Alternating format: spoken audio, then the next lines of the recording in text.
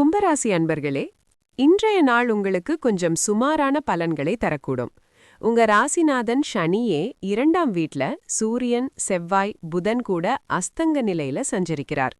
இது தனம், குடும்பம், வாக்கு இந்த விஷயங்கள்ல ரொம்ப கவனமா இருக்கணும்னு சொல்லுது. திடீர் செலவுகள் வர வாய்ப்பிருக்கு. அதனால நிதி விஷயத்துல ரொம்ப எச்சரிக்கையா இருங்க. குடும்பத்துல பேசும்போது நிதானம் தேவை.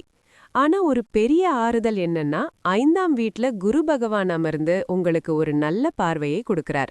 அதனால பிள்ளைகள் வழியில சந்தோஷம் கிடைக்கும், புதிய முயற்சிகள்ல நல்ல யோசனைகள் வரும், பூர்வ புண்ணிய பலத்தால சில காரியங்கள் வெற்றிகரமா முடியும்.